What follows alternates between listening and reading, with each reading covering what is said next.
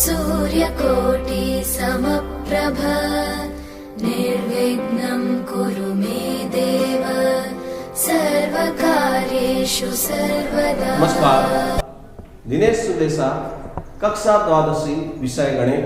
हम जो अध्ययन कर रहे हैं सदिश वेक्टर, जिसमें आज हम पढ़ने वाले हैं दो सदिशों का सदिश गुणन या वज्र गुणन, वेक्टर और cross product of two vectors. हमने त्रिविमीय दक्षिणावर्ती समकोणिक निर्देशांक पद्धति की चर्चा की थी।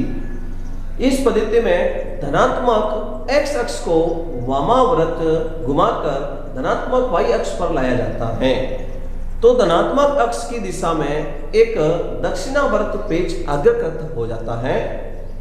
तो एक दक्षिणावर्ती निर्देशांक पद्धति में जब हम दाएं हाथ की अंगुलियों को धनात्मक x अक्ष की दिशा में धनात्मक x अक्ष की दिशा से दूर y अक्ष की तरफ कुंतल किया जाता है, तो अंगूठा धनात्मक z अक्ष की ओर संकेत करता है।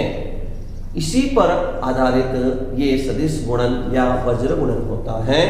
आइए, क्या होता है सदिश वज्र गुणन, इसके बारे में हम और अच्छी सदिश A क्रॉस सदिश B का परिमाण ज्ञात कीजिए।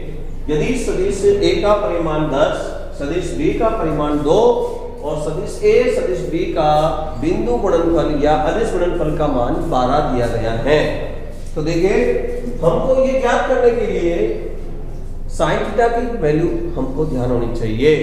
तो साइन थीटा की वैल्यू हमको ध्यान नहीं है, तो सर्वप्रथम हम A डॉट B गुणनफल से साइन थीटा की वैल्यू ज्ञात करेंगे, क्योंकि A डॉट B बिंदु गुणनफल द्वारा सदिश A मापांक सदिश B cos थीटा। इसमें हम जो हमको मान ज्ञात है, A डॉट B की वैल्यू 12, सदिश A की वैल्यू 10, सदिश B के परिमाण की वैल्यू 2 इंटू cos थीटा। तो इसलिए cos थीटा बराबर 12/10 इंटू 2। cos थीटा बराबर 2 से कैंसिल करने पर 6 और 10, 2 से कैंसिल करने पर और ये मान हो गया cos थीटा बराबर 3/5। ये जो 3/5 है, ये जो वैल्यू cos की है, इसलिए sin थीटा बराबर वर्गमूल 1 माइनस cos स्क्वायर थीटा वर्गमूल 1 माइनस,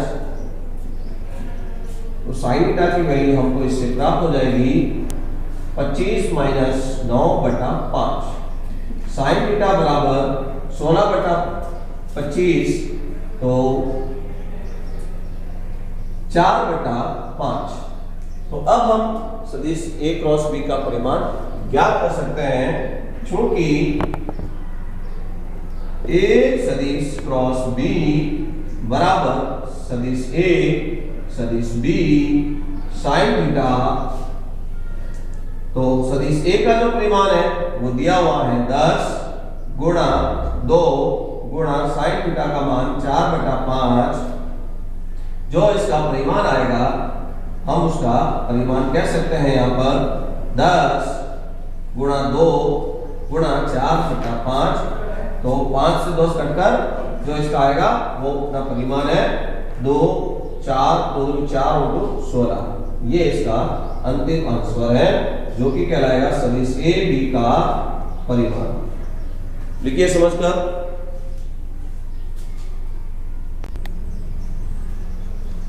सदिश, दो सदिश दिए हुए हैं, जिसके लंबवत 9 इकाई परिमाण वाला सदिश ज्ञात कीजिए।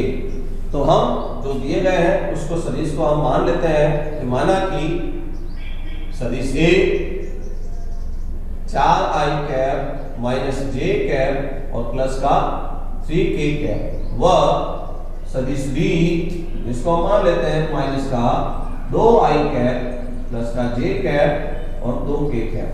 तो सर्वप्रथम हम इन दोनों का सदिश गुणनफल या वज्र गुणन क्या है वो ज्ञात करेंगे। सदिश A क्रॉस सदिश B ज्ञात करने के लिए सबसे पहली पंक्ति में उनके एक्सों के लंबवत इकाई सदिश। ए के जो गुणांक है 4 -1 3 दूसरी पंक्ति में व्यवस्थित करेंगे। बी सदिश के जो गुणांक है -2 1 और -2 तीसरी पंक्ति में व्यवस्थित करेंगे। अब सारणी का मान किस तरह से ज्ञात करेंगे? R1 के प्रचार से हम इसको हल करेंगे। सर्वप्रथम इसके प्रथम पंक्ति से 3 उप सारणिक बनाएंगे। I को व्यवस्थित लिखकर यहाँ पर पहली पंक्ति पहले स्तंभ को विलोम करने के बाद जो रहेगा वो इसका उप सारणिक कहलाएगा। फिर माइनस का j पहली पंक्ति में दूसरे स्तंभ को विलोम करने पर जो शेष अवयव रहेंगे वह द्वितीय अवयव के उप सारणिक कहलाएंगे। प्लस k कैप पहली पंक्ति और तीसरे स्तंभ को विलोम करने पर जो शेष रहेगा वह तीसरा k के लिए उप सारणिक कहलाएगा। अब इसको सरल करेंगे। I पहले मुख्य विकर्ण A11 A22 को गुणा करके 2 माइनस दूसरे विकर्ण का गुणनफल -j, इसी प्रकार माइनस का 8 प्लस का 6 गद्य में माइनस आता है k cap 4 minus minus plus और फिर वापस फॉर्मूला जो माइनस है वो 2। I माइनस का 1 रह गया, j माइनस के 2 रह गए और k 2। यहां पर अभी जो हमने ज्ञात किया वह सदिश A क्रॉस सदिश B का अंश आया। माइनस का I cap minus minus plus का j 2j कैप और प्लस का 2k कैप। ये जो सदिश है सदिश गुणनफल का मान है। हमको जो इकाई परिमाण सदिश ज्ञात करना है तो n कैप हम पहले ज्ञात करेंगे। तो n cap is equal to सदिश A क्रॉस सदिश B बटा सदिश A क्रॉस सदिश B का परिमाण। तो माइनस का I प्लस 2j प्लस का 2k ये जो सदिश है उसका परिमाण ज्ञात करने के लिए उनके गुणांकों का वर्ग -1 का वर्ग प्लस 2 का वर्ग और प्लस फिर पुनः 2 का वर्ग। ये जो आंसर आ रहा है वो एक एकांक अभिलंब सदिश या इकाई लंबवत इकाई सदिश कहलाएगा। हमको 9 इकाई परिमाण चाहिए, अतः लंबवत 9 इकाई परिमाण वाला सदिश। तो इस कारण हम इसको 9 से गुणा कर लेंगे। तो 9n कैप यहां जो दिया हुआ है उसको 9 से गुणा कर लेते हैं हम। माइनस का n 9 से गुणा हो रहा है जो बट्टे में इसको परिमाण को हल करने पर 2 का वर्ग 4 2 का वर्ग 4 और 1 का वर्ग 1 4 4 8 और 1 9 9 का वर्गमूल 3 हो जाएगा। तो ये 3 से 9 कैंसिल हो जाएगा। तो इस प्रकार से हमको जो 3 से गुणा करने पर प्राप्त होगा आंसर वह हमारा 9 इकाई परिमाण वाला एक लंबवत इकाई सदिश है। लिखिए समझकर।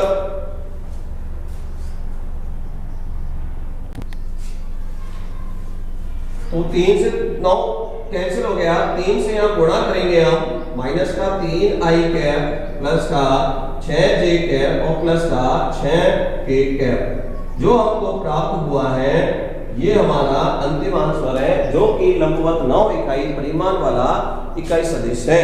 देखिए समझकर। देखिए प्रश्न है, त्रिभुज का क्षेत्रफल ज्ञात कीजिए जिसमें त्रिभुज के निर्देशांक A 1,1,1 B 1,2,3 और C के जो निर्देशांक है 2,3,1। तो हम इस त्रिभुज का क्षेत्रफल सदिश के वज्र गुणन द्वारा या सदिश गुणनफल से हम ज्ञात कर सकते हैं। बस शर्त ये है कि वे दो जो सदिश हैं वो सह आदिम सदिश होने चाहिए। बिंदु A से निकलने वाले दो सदिश या बिंदु B से निकलने वाले दो सदिश या C से निकलने वाले दो सदिश। तो यहां दिए गए निर्देशांक दिए गए त्रिभुज के निर्देशांक A 1,1,1 B 1,2,3, C 2,3,1 है। तो हम दो सदिश, दो भुजाओं के सदिश ज्ञात करते हैं, एक सदिश AB और एक सदिश AC। तो सदिश AB ज्ञात करने के लिए हम स्थिर सदिश AB के लिए B का स्थिर सदिश माइनस A का स्थिर सदिश, तो अर्थात 1 minus 1 I, 2 minus 1 J, 3 minus 1 K cap. स्थिर सदिश ज्ञात करने के लिए फॉर्मूला इस तरह से बनता है, x2 minus x1 I, y2 minus y1 j और z2 minus z1 k cap. इसके आधारित हम सदिश ज्ञात करेंगे, 0i, 1 j कैप और 2 k कैप। ये जो स्थिर सदिश बना है वो AB का बना है। अब हम पुनः सदिश सह-आदिम सदिश एक पुनः एक भुजा और त्रिभुज की ज्ञात करेंगे, AC सदिश। तो C का स्थिर सदिश माइनस A का स्थिर सदिश, तो हम पुनः 2 minus 1 I, 3 minus 1 J cap और 1 माइनस 1 K कैप। तो 1 I, 2 J कैप और 0 K कैप। हमने दो सदिश ज्ञात किए। अब हम ज्ञात करेंगे त्रिभुज का क्षेत्रफल। एरिया ऑफ त्रिभुज ABC इज इक्वल टू 1/2 परिमाण AB गुणा AC का। तो अब हम AB क्रॉस AC का मान ज्ञात करने के लिए AB क्रॉस AC सारणिक विधि द्वारा हम इसको ज्ञात कर रहे हैं, I cap, J cap, K cap पहली पंक्ति में। दूसरी पंक्ति में सदिश AB के जो गुणांक हैं 0, 1, 2। तीसरी पंक्ति में सदिश AC के जो गुणांक हैं 1, 2, 0। तो इसको हल करेंगे हम।